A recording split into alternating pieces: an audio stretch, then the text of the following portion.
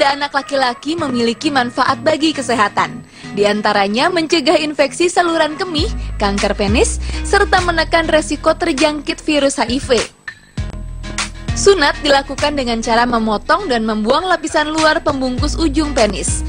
Tujuannya untuk menjaga kebersihan organ kelamin laki-laki ini. Sebab di balik kulup merupakan tempat persembunyian ideal bagi kotoran, virus, dan bakteri yang terbawa oleh urin. Dari sisi kesehatan, bila tidak dibersihkan, kotoran yang tertahan itu bisa menyebabkan infeksi dan menimbulkan berbagai penyakit pada organ kelamin. Jadi pemirsa, sudahkah anak Anda disunat?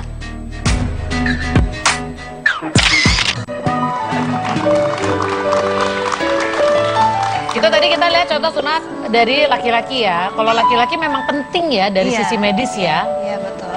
Oke, sebelum kita mau nanya yang soal perempuan dulu atau mau lanjutin yang laki-laki Ya tadi dulu dong, belum dijawab. Bapak penasaran ya Pak ya? Penasaran, karena anakku udah terlanjur sunat kalau kata orang sih. Berarti saya butuh tahu juga nih secara medis ketika ada kata tidak boleh keluar berarti ada alasannya. Iya, betul. Alasannya apa dok? Karena posisinya itu kan dekat dengan klitoris. Sebetulnya, jadi nggak ada gambar sih ya, seperti ini nih, begini ada yang keluar gitu. Jadi kita cuman menyayat selaput di atasnya. Oke, selaput di atasnya, kemudian Oke, main yang lain. Ini nggak ada bagian luarnya, ini bagian dalamnya. Ya, jadi sebetulnya tergantung para medis yang bisa melakukannya. Jadi kalau melakukannya benar, tidak ada apa-apa. Itu sebetulnya hanya untuk supaya kotoran tidak menumpuk di situ. Tapi biasanya tidak ada hubungannya dengan saluran kemih. Tapi kalau misalnya saat melakukannya lebih banyak risikonya daripada keuntungannya, salah satunya ya kalau misalnya klitorisnya terkena, kemungkinan nanti anak itu besarnya libidonya bisa nggak ada. sama sekali tidak ada libido yang akan nanti kalau dia menikah pun akan jadi mengganggu hubungan suami istri. Oke, itu salah satu resikonya. Nah, ini ada gambar apa ya, Cipan? Ini gambar organ reproduksi wanita dan pria, Bapak. Kayaknya mendingan mungkin bisa dijelasin kalau misalnya kalau laki-laki disunat itu memang ada hubungannya langsung sama saluran kemihnya. Iya, betul. Jadi di ujung glans penisnya itu kan ada tempat air kemih keluar. Nah, itu harus selalu terbuka.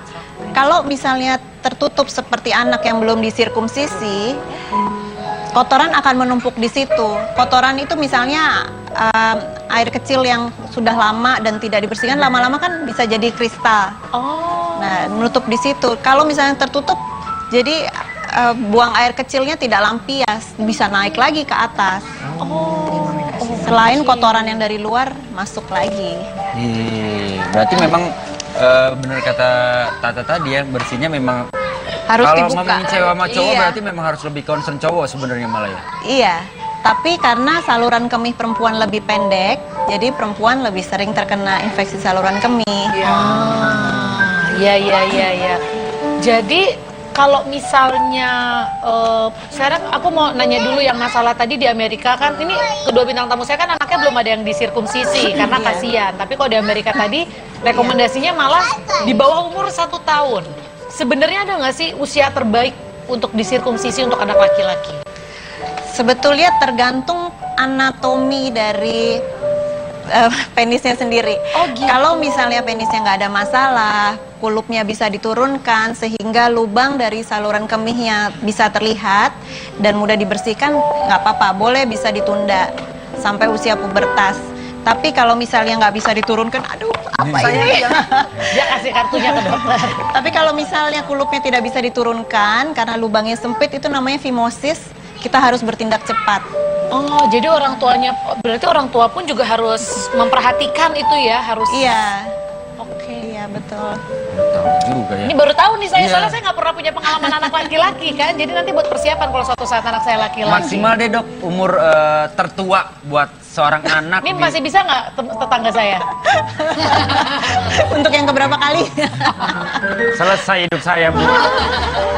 Kalau buat cowok deh, maksimal. Kamu rencana mau umur berapa ya? Kalau 9-10 tahun. Kalau Mbak Tata mau 5 kayaknya. umur 5 tahun. Pengennya sih 5 tahun. Kalau bisa sih sebelum anak tersebut memasuki usia pubertas. Jadi pubertas di sini Kalau anak laki masuk usia pubertas itu umur 9 tahun. Kalau perempuan umur 8 tahun. Lu udah ngepas banget Bu, 9 tahun pubertas. Oh, 9 tahun pubertas. Emang kalau pubertas pubertas- saya nggak jadi. Berarti gue lewat Saya dong. rubah pikiran saya. Umur berapa? Umur 10 tahun apa 11 tahun gitu ya? Emang kalau Ketawa sih Bu. Emang kalau disunatnya setelah pubertas kenapa? Sebetulnya sih nggak apa-apa, tetapi Lebih baik. ya lebih baik. Oh, lebih baik. Lebih baik ya. di bawah usia pubertas gitu. Jadi Oke. mungkin kelas 5 SD terakhir lah gitu. Kelas 5 SD itu terakhir. Iya, iya. Sekarang gini, kita ngomongin dari saluran kesehatan saluran kemih, biasanya sering kali terjadi adalah infeksi saluran kemih. Tadi di sini belum pernah ada yang kena. Ibu-ibu di sini juga anak-anaknya aman. Ya. Atas. Iya sayang. Ini mereka menangis bukan karena kurang sakit ya. main. Ya. Ya masih banyak yang lain mainannya. Sharing. Iya sayang. Gak apa-apa. Bagi ganteng, bagi main berdua. Main berdua. Oh. Pinjemin latarnya. Nah, ini mungkin salah satu dampak dari infeksi saluran kemih ya. Enggak, Pak. Ini dampak rebutan kartu, Pak. sorry. Rebutan kartu, nggak ada hubungannya. Kalau misalkan kita ngomongin infeksi saluran kemih nih ya dok ya, ini di sini semua nanya katanya anaknya nggak pernah kena. Nah pertanyaan saya sebenarnya apa jangan-jangan anaknya kena ibunya nggak tahu, atau memang infeksi saluran kemih itu tidak gampang terjadi sampai memang jarang yang kena? Kalau di bawah 2 tahun, kita harus mengobati ada atau tidak ada gejala infeksi saluran kemih. Jadi kan gejalanya biasanya yang paling sering dan paling ringan itu kan demam tidak tinggi, tapi terus ya anget-anget gitu, tapi anaknya nggak flu. Terus setelah itu mungkin disertai muntah atau kalau makan gitu, gagging. Kan sering tuh anak-anak kalau disuapin kayaknya dia nggak mau makan kan, menolak. Itu juga salah satu gejala dari Biasa infeksi kita orang saluran Indonesia kemih. kalau cuman gitu, ini masuk angin nih dikerokin gitu ya. Waduh ya lah, kali masih kecil udah dikerokin. Iya, kasih minum yang anget-anget, Nah dikasih itu bawang. iya, gue masih make sense. Jauh banget, karena kita nggak kepikiran dari situ bisa sampai muntah gitu ya, gitu. nggak berhubungan. Karena kan kadang-kadang memang ya itu tadi kalau kita ngomongin anak-anak dia belum tahu yang dirasain sakit banget tuh di mana, belum Iya. bisa berkomunikasi. Oke, baiklah. Nanti kita akan cari tahu ya, ini gejalanya seperti apa, adakah gejala yang spesifik dan penyebabnya apa. Pemirsa jangan kemana-mana, tetap di Basa Basi, Bahasa Basi.